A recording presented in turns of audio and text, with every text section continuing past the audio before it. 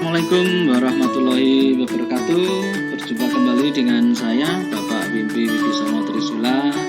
Pada pertemuan kali ini adalah pertemuan pembelajaran jarak jauh atau daring mata pelajaran komunikasi bisnis kelas 10 BDP.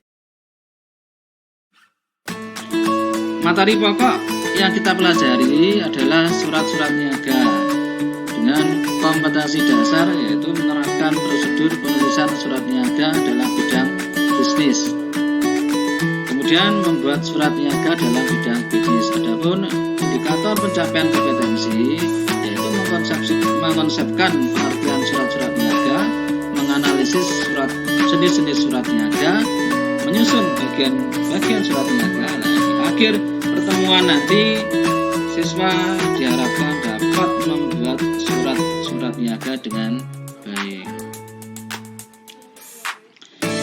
Dari kompetensi dasar dan indikator, tentunya kita harus dapat menganalisis atau membuat sebuah konsep tentang surat niaga. Apakah surat niaga itu? Dan apa fungsi serta ciri-ciri dari surat niaga? Berikutnya akan saya jelaskan bagaimana surat niaga itu.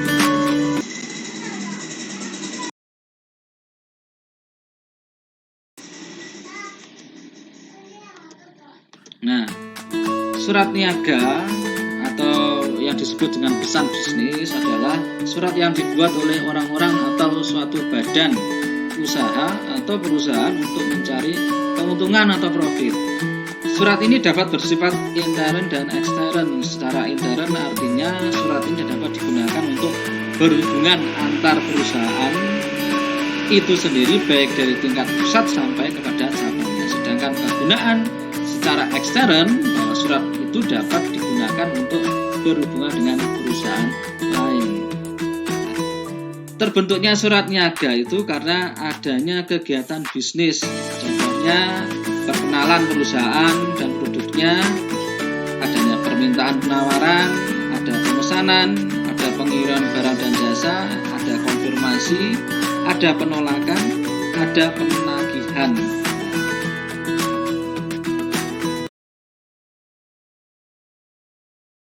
Adapun ciri-ciri dari surat niaga itu, yang pertama adalah dimulai dengan pembukaan yang tepat dan menarik. Yang kedua, mengutarakan masalah secara jelas tanpa meninggalkan sikap ramah dan sopan santun. Yang ketiga, kecenderungan menggunakan bentuk formulir untuk mendapatkan efisiensi kerja, penghematan waktu, tenaga, dan biaya. Fungsi surat niaga, nah di sini bahwa surat niaga itu sebagai konsepnya yaitu memberikan fungsi.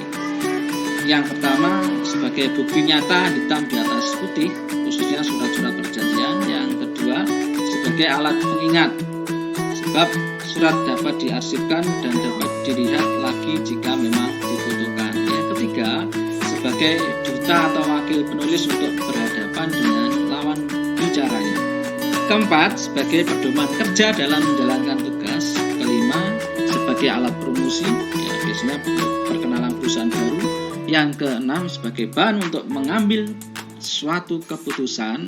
Yang ketujuh, sebagai bukti dari sejarah. Nah, anak-anak sekalian, dalam kegiatan surat niaga dalam bisnis, bagaimana kalian nanti menyusun bagian-bagian dari surat niaga? Nah, untuk menyusun bagian-bagian surat niaga, yang pertama yang harus disusun dulu adalah menulis kepala atau kop surat. Yang kedua adalah membuat tanggal pembuatan surat. Yang ketiga, membuat nomor lampiran dan perihal atau hal. Yang keempat, menuliskan nama alamat yang dituju. Yang kelima, menuliskan salam pembuka dan paragraf pembuka. Yang keenam, membuat isi surat. Ketujuh, menulis salam penutup dan paragraf penutup. Kedelapan, menulis tanda tangan, nama jelas dan jabatan. Kesembilan adalah membuat tembusan atau tindasan kopi karbon atau karbon kopi. Ya, tujuannya yaitu untuk arsip, baik kepada pembeli maupun penjual dan arsip. Yang ke-10 yaitu menulis inisial. Jenis-jenis surat niaga yang ada dalam kegiatan bisnis itu yang pertama adalah surat perkenalan. Nah, surat perkenalan ini dibuat oleh calon penjual kepada calon pembeli dengan tujuan agar pembeli mengenal perusahaan yang calon penjual. Isinya ya mengenai nama perusahaan, gambaran perusahaan, pekerjaan atau yang proyek yang ditangani, dan harapan yang dikehendaki calon penjual. Yang kedua adalah surat permintaan penawaran. Nah, di dalam surat permintaan penawaran ini adalah surat yang dibuat dan dikirim oleh calon pembeli kepada calon penjual. Isinya diantaranya yaitu ada nama dan jenis barang, ciri-ciri khusus, spesifikasi, harga satuan, cara pembayaran, cara penyerahan barang, potongan, dan sebagainya. Biasanya di dalam surat permintaan penawaran ini ada beberapa dokumen pendukung, contohnya seperti daftar harga, ada brosur, ada seperti leaflet, ada booklet, ada katalog, dan sebagainya.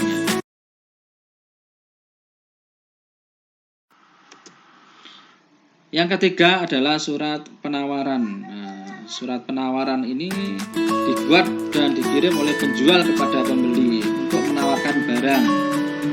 Nah, informasinya tentang apa? Yaitu tentang rincian nama barang dan jenis barang, kualitas dan kapasitas, ketentuan harga, cara pengiriman, cara penyerahan barang, kemudahan lain, ya, dan sifat penawaran bebas, serikat, dan berjangka. Berikutnya adalah surat pesanan. Surat pesanan ini adalah surat yang dibuat oleh pembeli yang ditujukan kepada penjual. Ini berisi tentang pemesanan barang atau jasa tertentu.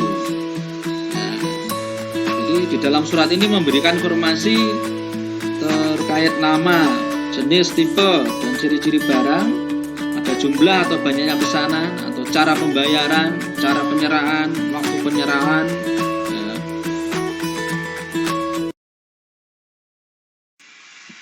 Berikutnya ada surat pengiriman barang. Ya, surat pengiriman barang ini atau yang disebut dengan delivery order. Surat yang dikirim oleh penjual kepada pembeli untuk memberitahukan bahwa pesanan sudah diterima dan barang sudah dikirim ke alamat pembeli. Ya, informasinya ya tentang nama, jumlah, harga, kualitas, cara pengangkutan, ya, cara pengepakan, ya, dan keterangan lainnya. Berikutnya adalah kalian ya nanti setelah pembelajaran ini kalian membuat bagian-bagian dari surat niaga. Setelah bagian surat niaga sudah selesai, kalian baru membuat surat niaga secara kelompok. Jadi di sini adalah pekerjaan proyek, jadi proyek membuat surat niaga.